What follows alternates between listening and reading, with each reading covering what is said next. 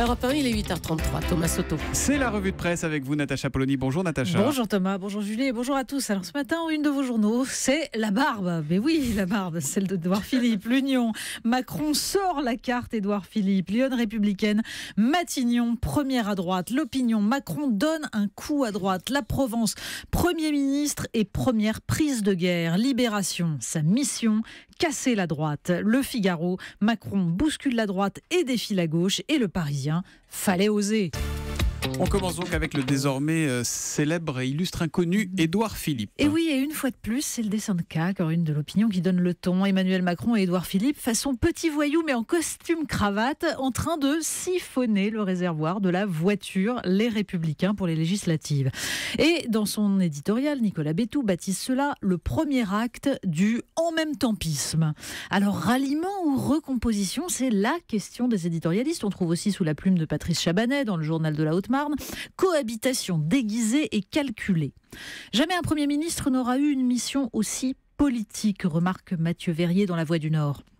Les premières 48 heures confirment que les nouveaux cadras entendent secouer l'arbre le plus fort possible pour répondre aux besoins de neuf qu'expriment les Français et installer durablement leur pouvoir, ajoute Jean-Louis Hervois dans La Charente libre. Et dans Libération, Laurent Geoffrin rappelle la métaphore culinaire d'Alain Juppé, couper les deux bouts de l'omelette pour réunir les gens raisonnables au centre en les séparant des deux extrêmes. Mais lui-même s'interroge, faut-il se résoudre à voir disparaître toute alternative de gouvernement à un centre qui se veut hégémonique ? Aujourd'hui en France, le note en tout cas, c'est la revanche des juppéistes, des hommes qui évoluent en pack serré, qui ont imposé la primaire chez les Républicains pour empêcher la reprise en main par Nicolas Sarkozy et qui ont ensuite tenté d'imposer le fameux plan B pour remplacer François Fillon en plein Penelope Gate, le fragilisant encore un peu plus. Alain Juppé comme incarnation du changement, bon forcément, certains ont des doutes, mais il faut lire surtout sur le Figaro Vox le texte de Pierre-André Taguieff, vous savez, le théoricien du bougisme. Il s'inquiète de ce pouvoir des jeunes, par les jeunes, pour les jeunes. La France n'est pas en marche, dit-il, elle se soumet à la marche du monde. La véritable idéologie dominante, c'est l'adaptationnisme. L'adaptation au changement qui se fait sans nous et se fera malgré nous.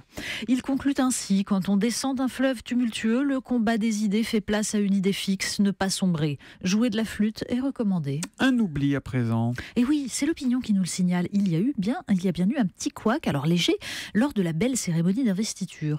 La Confédération des petites et moyennes entreprises n'était pas invitée à la passation de pouvoir. Une erreur de listing en forme d'acte manqué. Son président, François Asselin, souligne que la géographie électorale vote également pour les entreprises.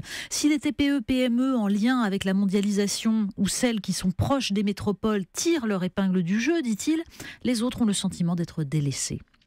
Alors parmi les lectures que l'on pourrait conseiller pour le nouveau président, il y a aussi cet article sur le site Slate, La France toujours plus moche, référence à un article de Télérama resté célèbre, La France moche, qui dénonçait la laideur des centres commerciaux devenus une exception française. Or, les promoteurs estiment qu'il y aurait de la place pour de nouvelles zones commerciales, nous dit l'article. On se demande bien où. Entre spéculation sur les terres agricoles, destruction d'emplois et dépérissement des centres-villes, certains s'interrogent quand même sur ce modèle. Allez, un peu de jazz à présent dans votre revue de presse. Exactement. Libération consacre un article à l'un des plus extraordinaires pianistes de jazz, Thelonious Monk.